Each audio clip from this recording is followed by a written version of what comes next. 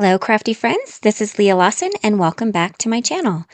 I am joining my friends at Altenew today for their October 2025 release video hop, where there are a ton of giveaways up for grabs. You can get all of the details in my video description below. So for my video today, I am going to feature the new Build a Garden Serene Blooms product suite. This has a stamp, stencil, and a die. Then I'm going to pair them with the newly released Botanical Rails 3D embossing folder. I think that these are going to create a really lovely and elegant card, so how about we get going?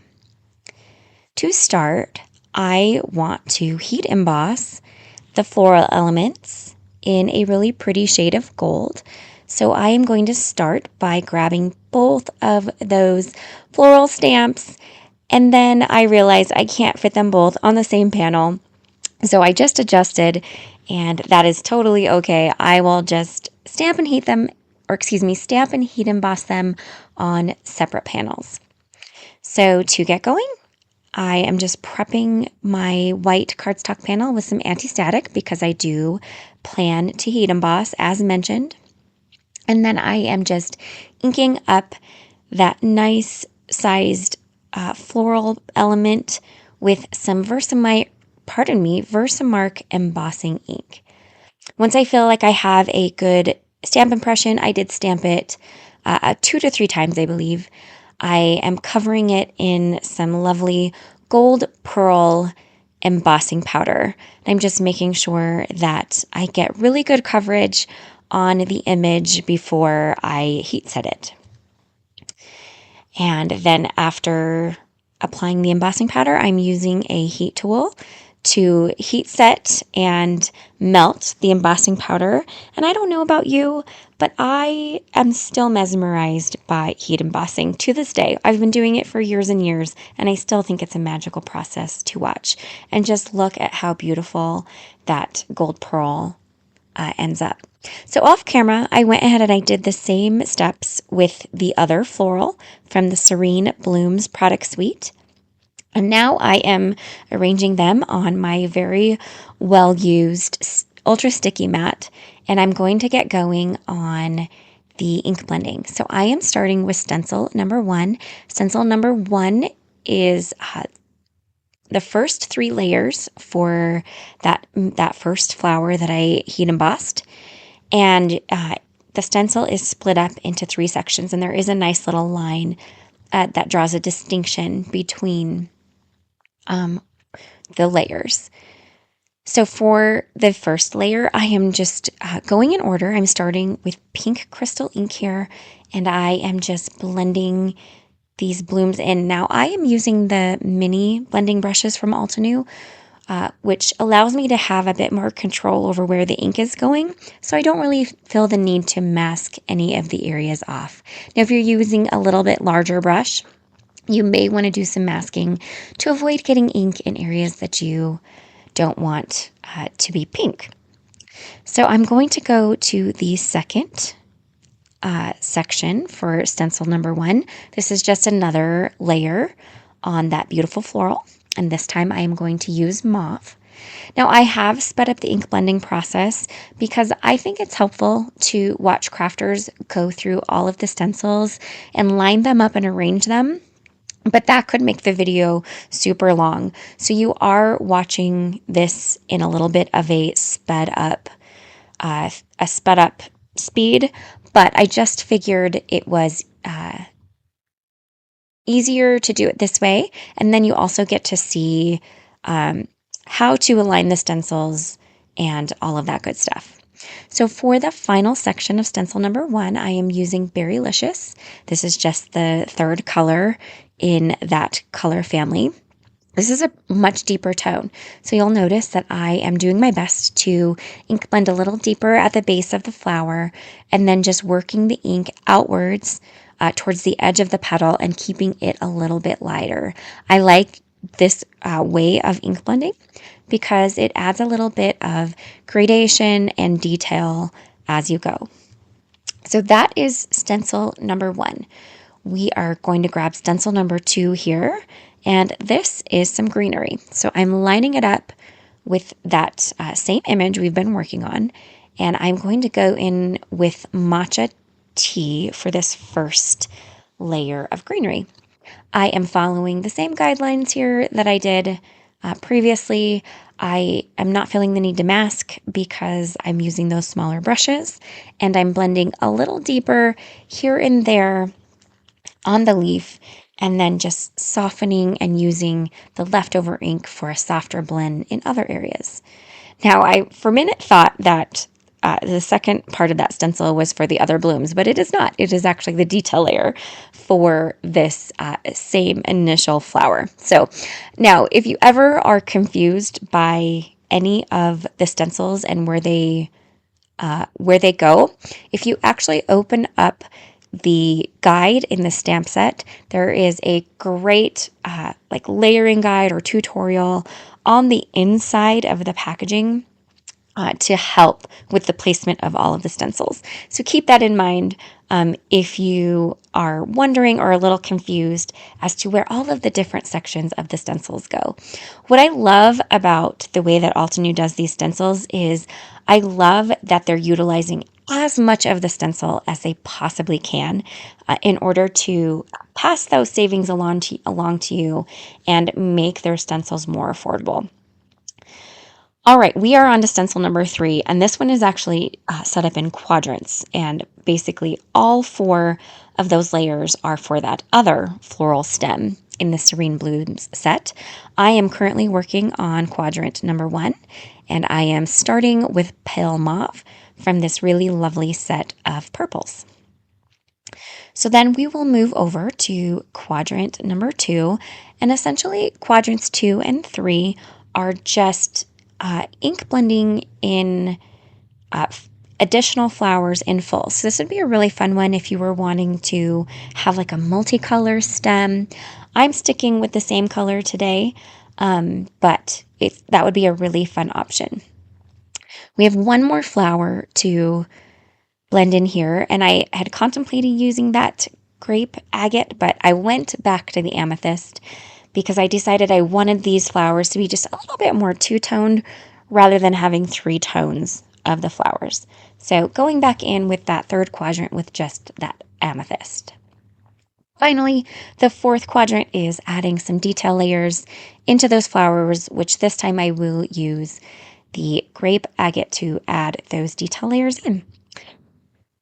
So this is a nice deep tone. This is just adding in some really fun detail. There's small openings, so the mini ink blending brushes are really perfect for allowing you to really get that ink in there and really make a nice difference between all of the different ink tones.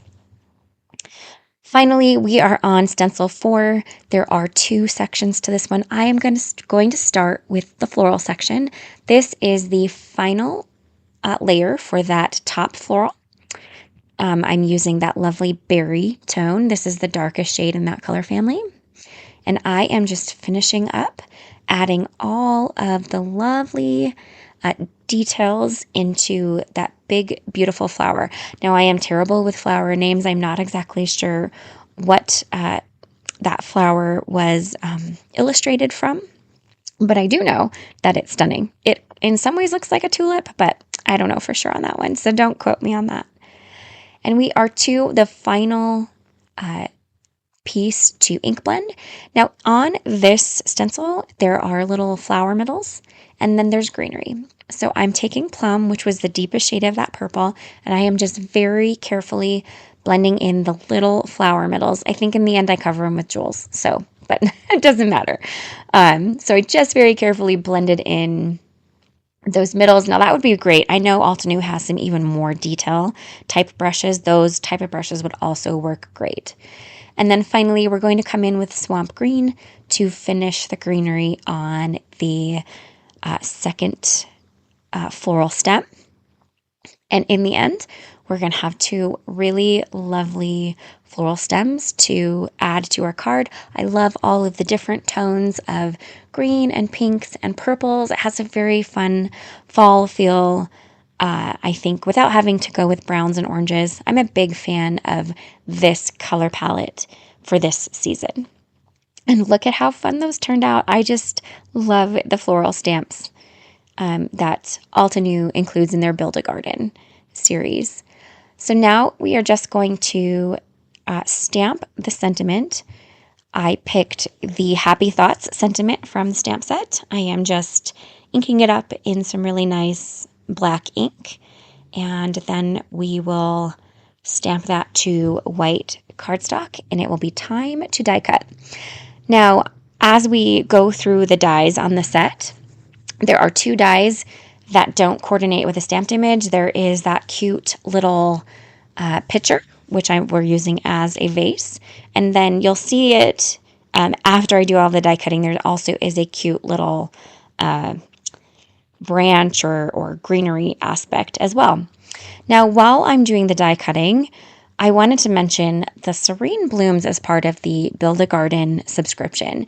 Now, I believe this have been last month's subscription, so you may have this already, and if so, that's awesome. I would love for you to craft along with me and share your projects with me at Leah Lawson Creates.